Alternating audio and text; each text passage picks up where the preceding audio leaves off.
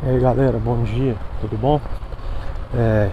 Hoje eu tô aqui no Parque Municipal, que no último vídeo eu tinha falado que é como se ele fosse um oásis no deserto aqui no centro de Belo Horizonte, né? No coração de Belo Horizonte.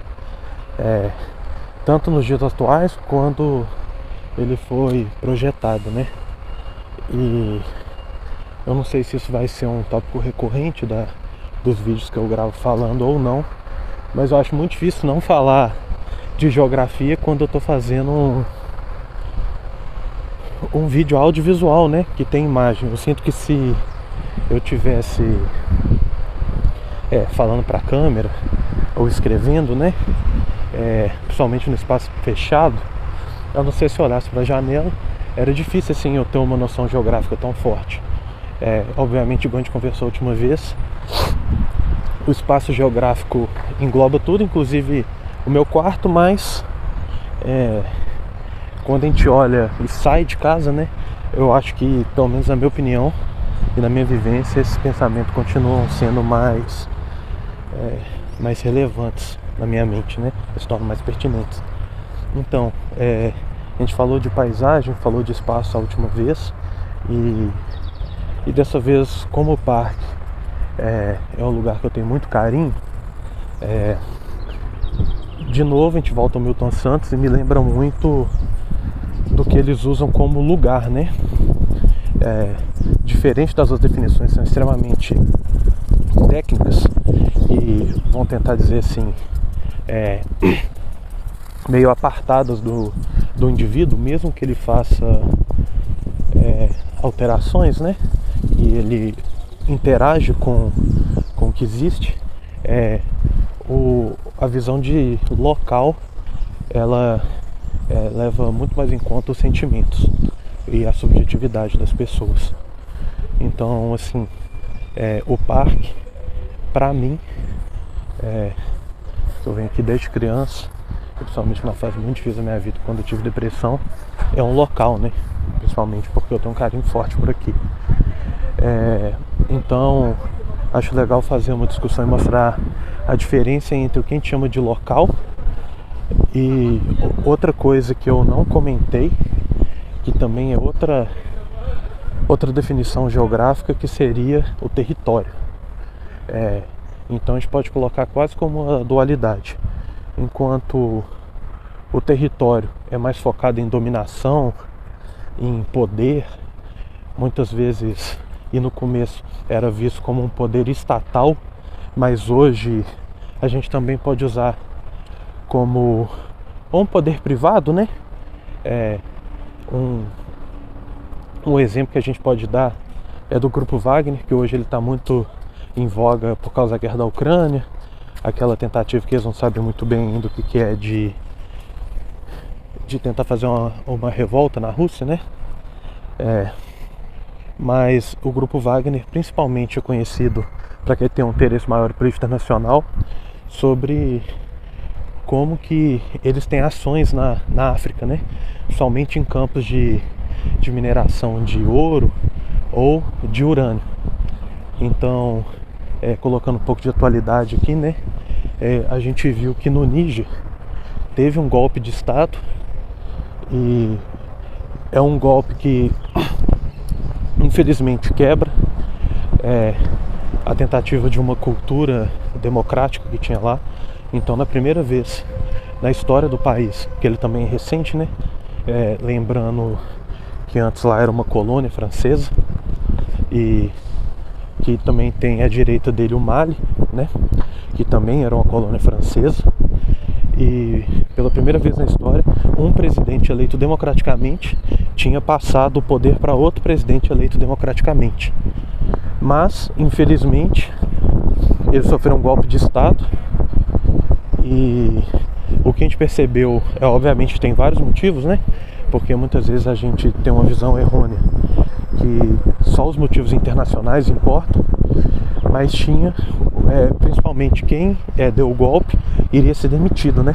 Ia perder o cargo dele de comandante das Forças Armadas do país. E agora, indo para a área internacional, a gente percebe que tinham bandeiras russas lá, né? e que provavelmente o grupo Wagner, que é como se fosse um representante da Rússia, mesmo sendo um exército privado, ele agora vai começar a exercer uma influência, principalmente lutando contra os extremistas islâmicos que tem na região. Existem células da Al-Qaeda lá, existem células do Estado Islâmico lá. E aí a gente entra nesse ponto, né, de como que a gente vê a geopolítica, a geografia dos locais a partir dessa visão de território. A França ainda tem uma matriz nuclear muito forte, de energia nuclear muito forte, e, salvo engano, 1/6 desse urânio vem do Níger. Então, o que está acontecendo é um movimento desses países que são ex-colônias francesas decidindo buscar uma autonomia fora.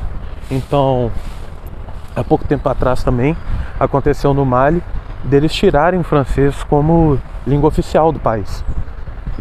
E mais uma vez, quem está ocupando esse vácuo é a Rússia, que, diga-se de passagem, ela já tem essa presença forte na África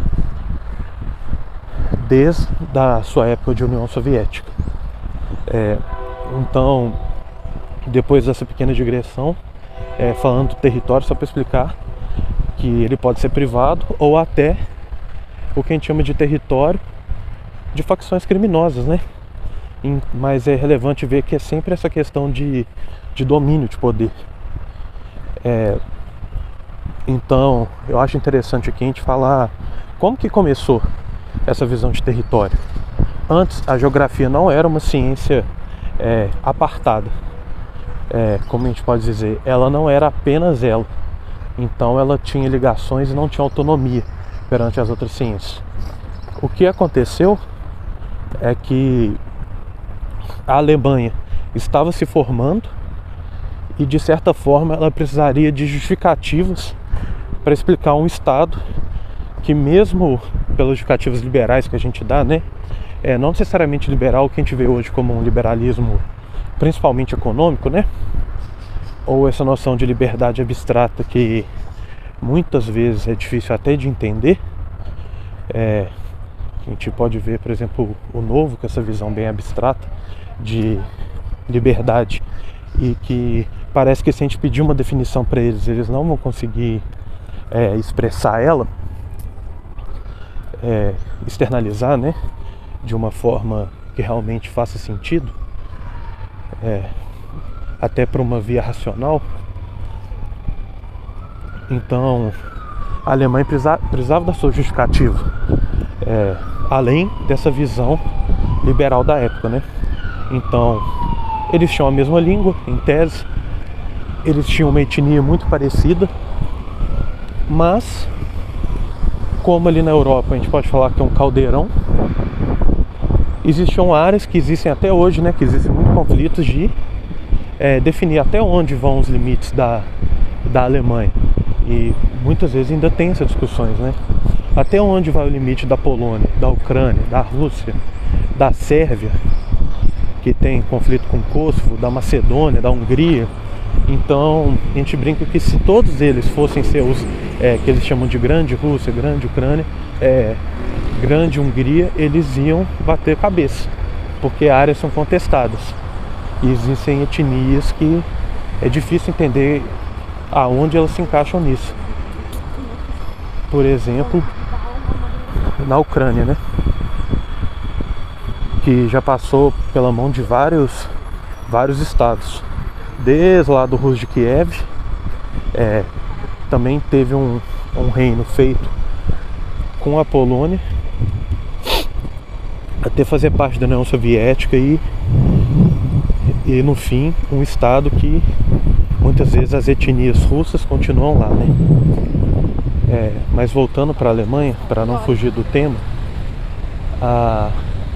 então que essa necessidade de justificar o espaço que a Alemanha buscava, almejava e conquistou, dois geógrafos são considerados pais da geografia, surgiram lá. O primeiro foi o Humboldt. O Humboldt tinha uma visão muito mais geográfica mesmo, analítica do espaço. Então vê questão de solo, pedras, vegetação, altitude, latitude. E um ponto interessante é que ele veio até para a América do Sul fazer essas pesquisas.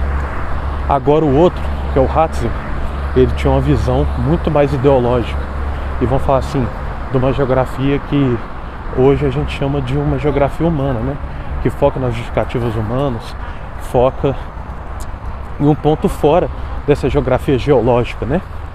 Que quem teve um estudo, acredito que a maioria das pessoas tiveram, parece que você tem essa visão, né? Entre uma geografia que é mais sobre locais, rios e etc. E uma outra geografia focada em demografia, como que o ser humano se organiza nesse espaço. Então o Hatzel cria o termo espaço vital. Ele usa como justificativa os seres da natureza, e a partir dessa natureza eles têm o objetivo de expandir o máximo possível para se preservar. Então, em 1870, né, tentando falar de uma forma resumida, a Alemanha busca essa unificação, principalmente com o projeto do Bismarck, de se unificar, e ela usa por muitas vezes pontos de aliança defensiva que existia, e eles justificaram a partir disso a unificação primeiro uma guerra contra a Áustria e depois uma guerra contra a França.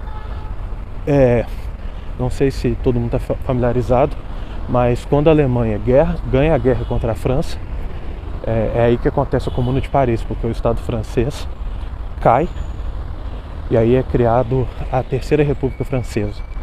A primeira foi com a Primeira Revolução Francesa,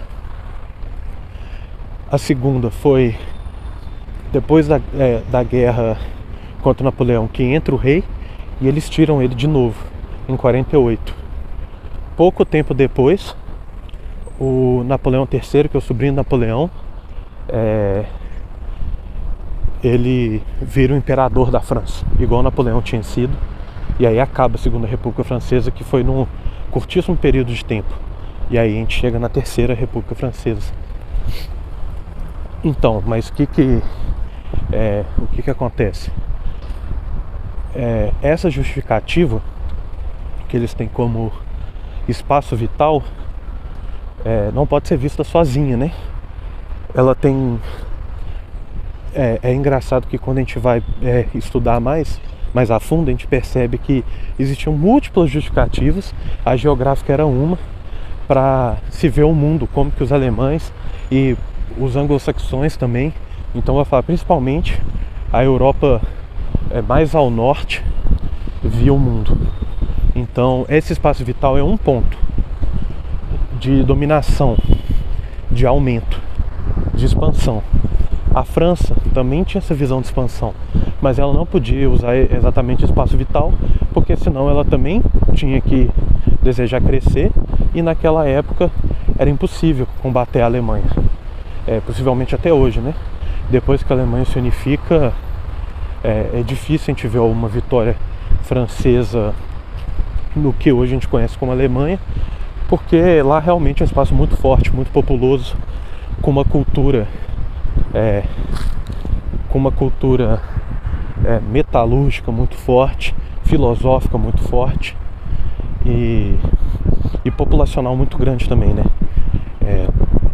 Então, se a gente não for contar a Ucrânia, a Alemanha é um dos países mais populosos da Europa. Agora eu não vou conseguir falar de cabeça, mas possivelmente tem mais população que a própria França. E no outro panorama, a gente tem uma visão que coloca mais relevante o lugar, né, com Milton Santos, mais uma vez, incontornável. E a geografia dele, que é considerada geografia crítica ou humanista, focando muito mais, menos em relação de poder e mais em pertencimento e outras coisas, que é o que fica em voga depois de 1970, 1980, em que países antes colônias e também os que não eram colônias, mas estavam no sul global, ou seja, não necessariamente, só para ressaltar, o sul global é o sul geográfico de algum lugar, mas geralmente é. Então esse sul global engloba grande parte da África, para não dizer a totalidade dela, engloba países mais pobres da Ásia, e também engloba a América Latina, né? Que a América Latina, que a gente vai pegar como próximo ponto, que não foi um termo criado pelos latinos.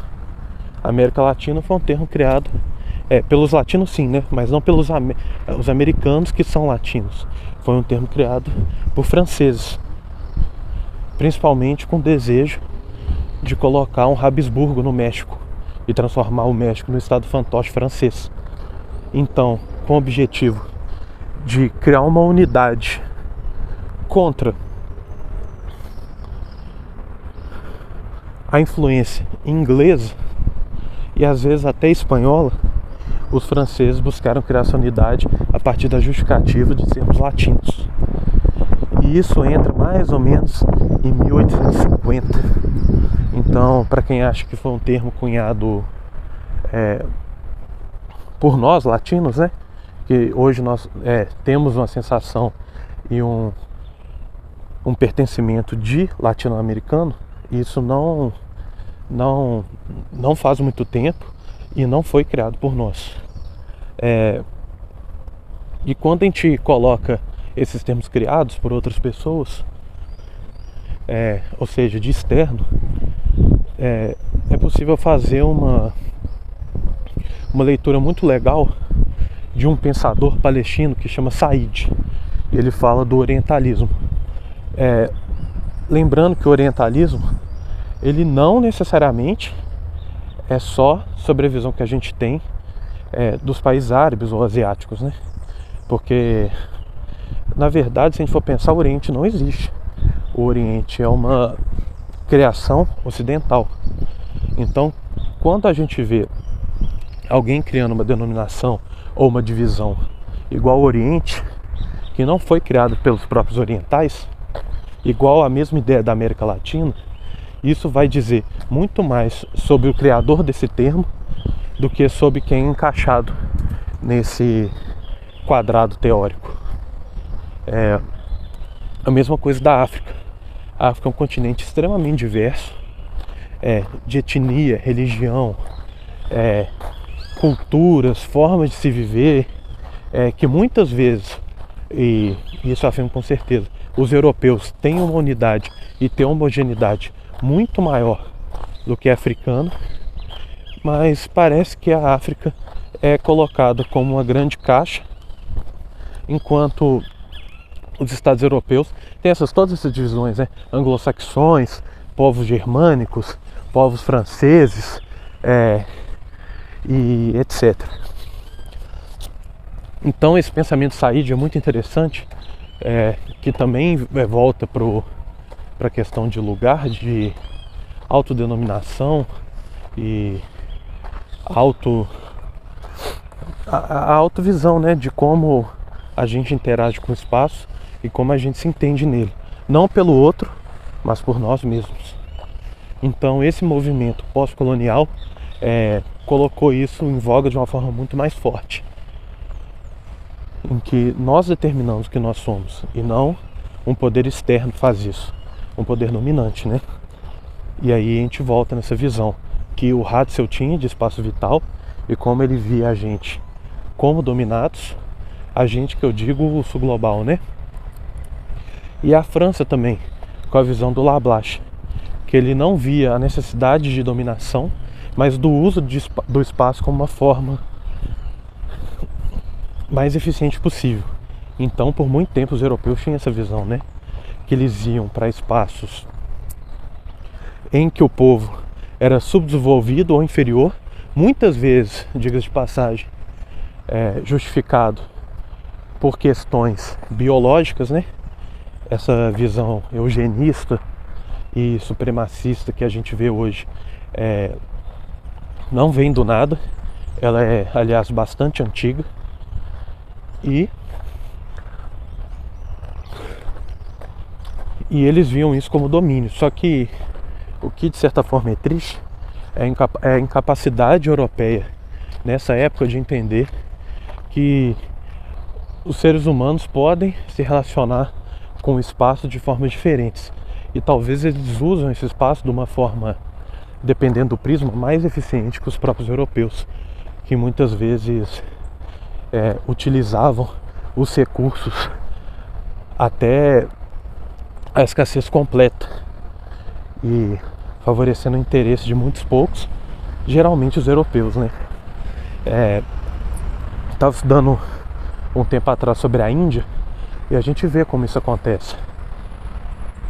A Índia sempre foi um território que tinha uma grande quantidade de pessoas, sempre foi um território, obviamente, que tem problemas, mas estável, um território que a gente pode dizer até que é rico.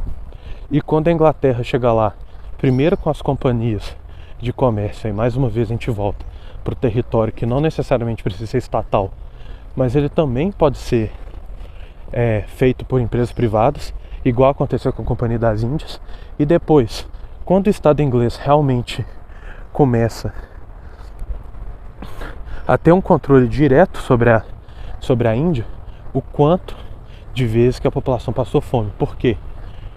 Porque a Inglaterra não permitia que aquele Estado não vivesse fora da esfera de influência inglesa e suprindo as necessidades inglesas, seja comprando os bens de tecelagem ingleses, sendo impedidos de produzir o que antes era a necessidade alimentar para plantar algodão e outros bens que a Inglaterra necessitava para a sua hegemonia industrial da época. Tanto que a gente vê a Inglaterra abrindo mão das suas colônias da África com muito mais facilidade do que ela abriu da Índia, porque a Índia era uma zona de exploração que dava muito dinheiro e valia muito a pena para os ingleses, mesmo com mortes de milhões de pessoas. As grandes fomes, né, que aconteceram na Índia, cada vez matava 20 milhões de pessoas, 30 milhões de pessoas, em alguns casos até 80 milhões de pessoas. E aí a gente vê essa visão de que o europeu, e só para falar, aqui a gente não está fazendo nenhum juízo de valor sobre o europeu, a gente apenas está relatando o que é.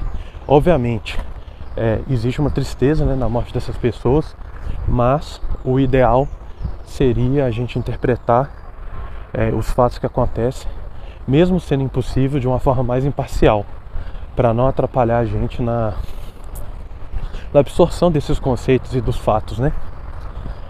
Mas, como nós somos sujeitos do meio, invariavelmente não é possível a gente ter uma visão positiva da exploração dos nossos iguais e uma visão negativa. Enfim, eu vou repetir aqui porque eu não sei se eu falei certo. Uma visão negativa da exploração dos nossos iguais e uma visão positiva da nossa independência, de comida no prato das pessoas, que muitas vezes foi impedida, igual eu usei o caso da Índia, para contemplar interesses de terceiros.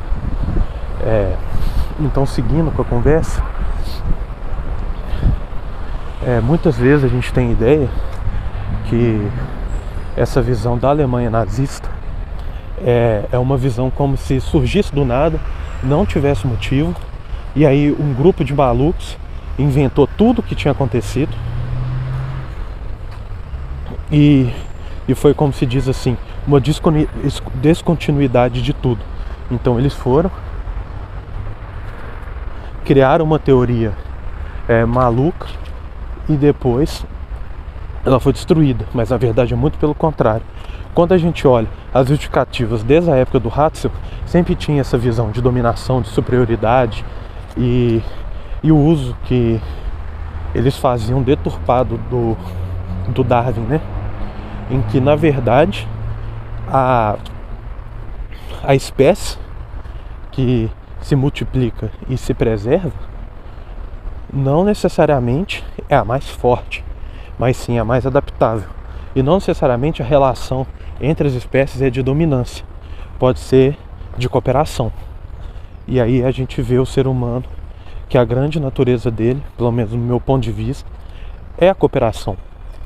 Porque nós não somos os mais fortes, nem os mais inteligentes. Se a gente for colocar a capacidade cerebral que existe, por exemplo, de um animal que foi extinto, um hominídeo, né? Que, por exemplo, é o homem de Neandertal. Só que ele era mais agressivo e tinha maior dificuldade de se relacionar com outros da sua espécie. E vindo nisso, ó, uma borboleta, não sei se deu pra pegar, filmar, tentar pegar uma aqui, ó. Esse parque aqui, ó, é a parte que eu mais gosto do parque, é conhecido como o Jardim das Borboletas.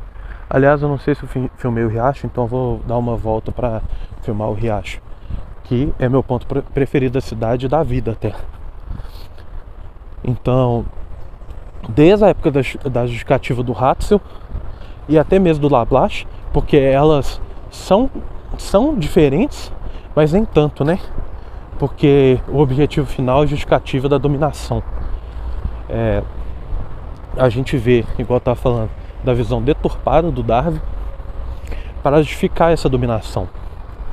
Então, muitas vezes, por muito tempo, o europeu justificava a sua invasão, a sua dominância, a sua exploração como fazendo bem, seja religioso ou de outras formas, né?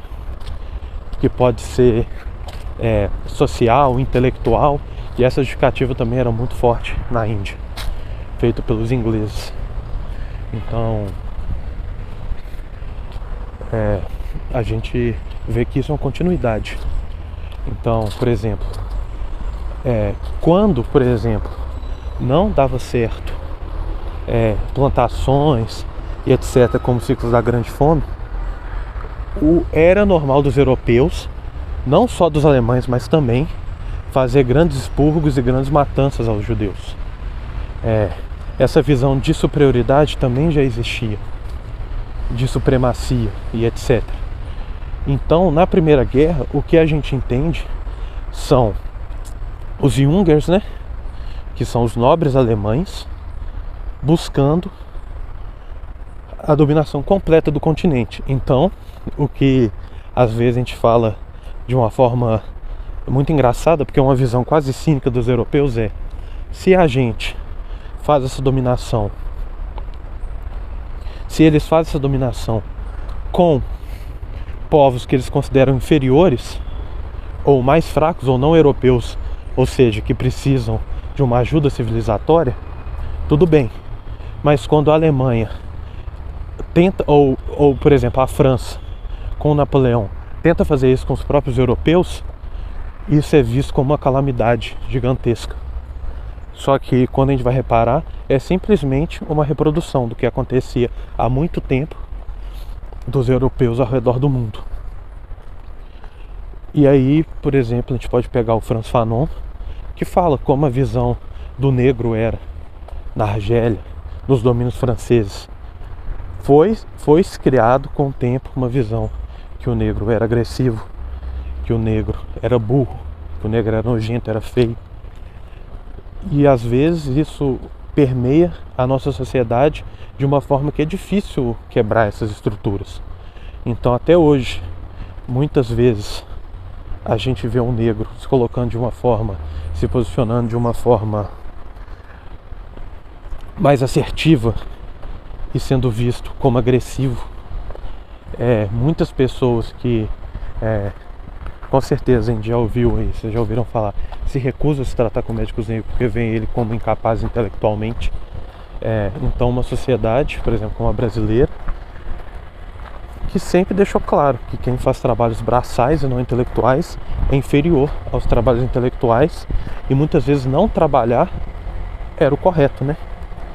Então, quando a gente vai pegar, por exemplo, as câmaras municipais, mesmo que os comerciantes tendo mais dinheiro que os homens bons, que eles chamam, né, donos de propriedade, donos de negros escravizados, apenas os homens bons que não trabalhavam tinham autorização para participar dessas câmaras.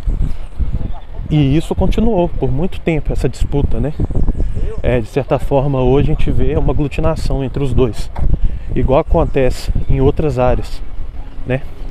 Em que quem antes era dono das terras se torna empresário, se torna dono de várias coisas.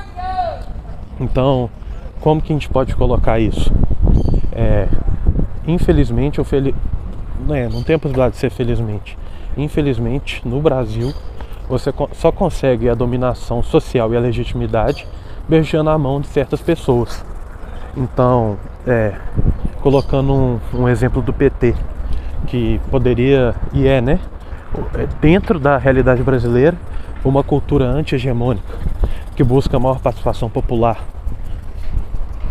Ele tem, primeiro, que beijar a mão do grande capital, apoiar o agro, apoiar as indústrias. E quando a gente coloca ele no patamar político-social, ele depende de grandes nomes, vamos falar assim, de quase uma nobreza brasileira, para ter o poder, a influência, para chegar nesses grandes ciclos. Um exemplo que a gente pode dar é o Suplicy, que eu tenho uma visão muito positiva dele, mas ele é Materazzo, né? A família dele fundou o Santos. Então o Suplicy é basicamente não, ele tem uma linha direta com a família Matarazzo, que por muito tempo foi a família mais rica do estado de São Paulo, que era o estado mais rico do Brasil. Ainda é, né? E aí a gente pode usar outro exemplo do Getúlio Vargas, que ele já era de uma família muito forte do Rio Grande do Sul. Mesmo ele quebrando algumas hegemonias, ele também perpetuava outras, porque um governo precisa agradar os mais poderosos, é impossível quebrar isso. Mesmo que ele mude a estrutura, igual a gente coloca, por exemplo, com a Revolução Russa, novos grupos de poder são criados, seja líderes do Exército Vermelho, grandes líderes de fábrica, líderes religiosos, etc. Porque o poder, ele não se justifica só com uma legitimidade ideológica, filosófica e jurídica. Ele também necessita, de fato, para ele se tornar um poder realmente de fato, de uma justificativa, de um endosso dos poderosos daquela situação. Obviamente eles mudam, mas também continuam. O Vargas continuou necessitando do exército. Dom Pedro já necessitava do exército. E hoje no Brasil a gente continua necessitando do exército. Então a gente vê que não existe um grande confronto entre as nossas autoridades civis com as autoridades militares, porque eles ainda têm uma influência, mesmo que juridicamente abaixo do presidente. De fato, eles ainda são muito poderosos. Então, a gente percebe essas coisas todas, né? Essa questão de influência e como ela ainda manipula muita coisa e muitas vezes serve como basilar para uma sociedade, um governo se torna persistente. Voltando, né? A gente colocou o Vargas, a gente colocou o Lula, o PT, né? Usando o exemplo do Suplicy, mas até o Jânio Quadros não, me desculpa, até o João Goulart, que muita gente tem a visão dele de ser comunista, ele era um bilionário na época, né? Ele era um grande dono de terra no Rio Grande do Sul, que muitas vezes são chamados de poceiros, entendeu? E ele tinha um vínculo com Getúlio Vargas, que também é de uma família rica, que remonta a muito tempo na história brasileira. Não é à toa que na época das oligarquias, o Vargas representava basicamente a oligarquia que existia no Rio Grande do Sul. E ele não rompeu com a elite cafeicultora, não rompeu com os militares, mas ele buscou uma industrialização. A partir do quê? A partir de investimento estatal. E voltando, né, ao novo, e é uma coisa que eu nunca esqueço, porque realmente eu me questiono se é desonestidade ou se é ignorância do candidato Ávila falando sobre como o mercado se gere, a facilidade do mercado se gerir, e usando o exemplo agronegócio. O engraçado é que em nenhum momento da história brasileira, desde 1550, 1530 até os dias de hoje, o agro viveu sem influência brasileira. Naquela época, as mudas, no começo de tudo, de cana-de-açúcar, eram exportadas pelo governo e eram importadas também pelo governo. O negro africano que trabalhava nos engenhos, nas plantações de açúcar, também vinham pelo Estado português. A continuidade do café, por exemplo, era sustentado financeiramente pelo Estado brasileiro. E aí a gente pode continuar nessa linha. Na época do Vargas também, a indústria brasileira também foi financiada pelo Estado. Essa definição da Embrapa que a gente vê hoje como um Brasil extremamente produtivo, extremamente forte, de tecnologia, de soja, laticínia, etc. Tem grande participação do Estado. O Estado criou, igual a gente falou da Embrapa na questão do cerrado, criou a tecnologia para os agricultores conseguirem plantar em um terreno que é considerado extremamente ácido. Os grãos muitas vezes são comprados com dinheiro público. O aumento de tecnologia é pago pelo dinheiro público. Então, se existe uma área no Brasil que não é apartada do público, do governo, é o agro. Eu ouso dizer que é a área que tem maior participação do Estado brasileiro. E também a gente pode usar como exemplo o Brasil usar seu câmbio de uma forma desfavorável para facilitar a exportação do agro, e também usar suas capacidades diplomáticas para brigar em órgãos internacionais, objetivando o avanço do agro. Então, a gente vê assim, né, como desde a origem do nosso país existe uma unidade que é indissociável entre o agro e o governo brasileiro. Então agora, para a gente encerrar, né, todos esses pontos, eu queria falar de um áudio que eu ouvi da professora Vivian, do Xadrez Verbal, falando sobre essa visão de dualidade, para fechar, sobre essa visão extremamente individualista do europeu. E aí a gente vai pegar, e ela pegou como exemplo Adam Smith, Hume, Adam Smith, que é um liberal clássico, né? E o Hume, que é um utilitarista. Nessa visão deles extremamente individual, que pega um indivíduo como base, e aí coloca isso na visão do Estado. E hoje, igual a gente falou da natureza humana, onde cada vez mais a gente percebe que o ser humano é cooperativo. Não só cooperativo entre eles, entre si próprio, né? Mas também com a natureza. Que a gente vê isso principalmente nos indígenas. Lembrando que o indígena, volta de novo, eles não se veem como indígenas, né? Cada um tem sua tribo, cada um tem a sua unidade étnica, podendo ser Xingu, Pataxó e outros diversos, Guaranis e outros diversos que eu não tenho nem a capacidade de falar. Então a gente pode colocar aqui, principalmente em São Paulo, igual a gente falou no último vídeo, que ele não, como ele não era extremamente produtivo, era longe dos grandes centros comerciais, ele não tinha capacidade de trazer o negro escravizado em grandes quantidades para trabalhar aqui. Então o que São Paulo fez? Pegou muitos indígenas para trabalhar. Então por muito tempo a linguagem utilizada, principalmente nesses sertões brasileiros, né? É relevante a gente colocar aqui sertão. Não necessariamente é um terreno que a gente vê, por exemplo, numa visão quase de savana, que pega a barca ali do norte de Minas até batendo no norte, né? Nesse centro nordeste, vamos dizer assim, mas também pega um pouco do centro-oeste.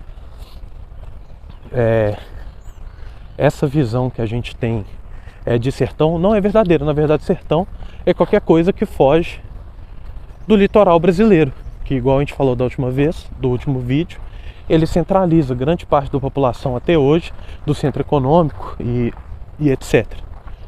Então, atualmente estamos buscando mudanças até na área econômica disso. Lembrando que não é um juízo de valor.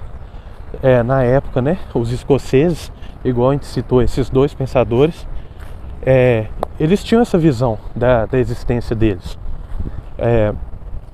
E voltando de novo à crítica do Ávila e de algumas partes do Novo, acredito que o Amoedo tem uma diferenciação com eles, é que Adam Smith seria considerado um comunista, porque ele via a função social da propriedade, ele defendia isso, ele defendia impostos progressivos sobre os mais ricos.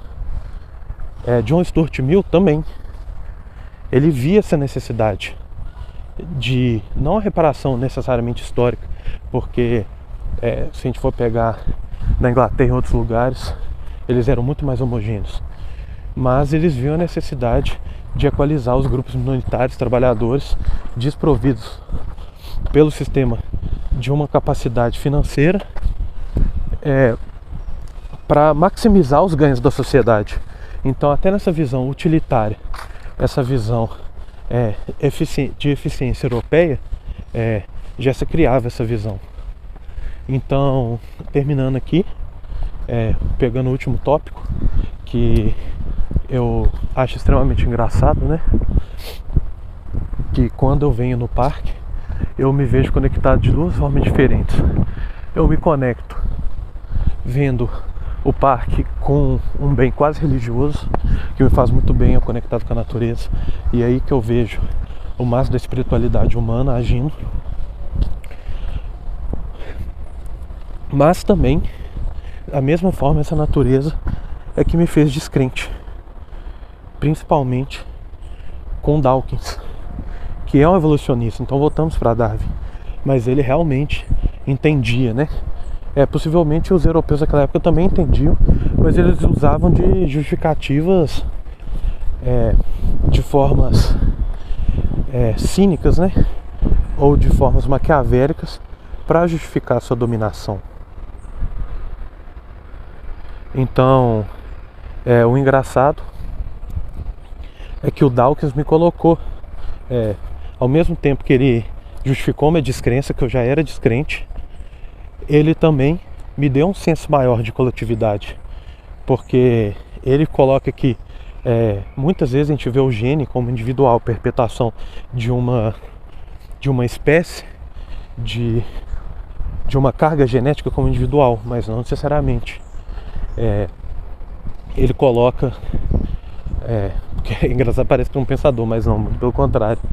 Não, muito pelo contrário não, mas o foco dele não é ser um pesquisador, o foco dele é ser um cientista. Então ele não propõe nada, né, vamos dizer assim. Ele apenas lê a realidade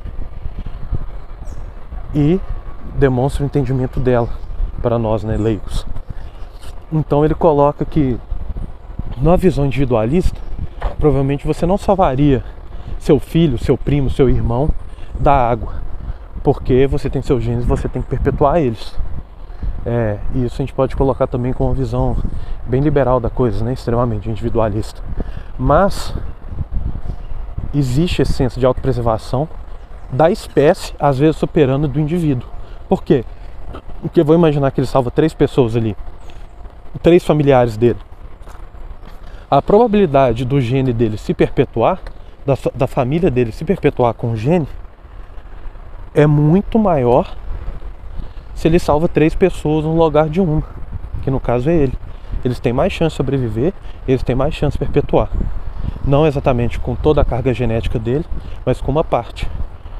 Então a gente vê exatamente como que o ser humano é cooperativo até nesse ponto de vista genético.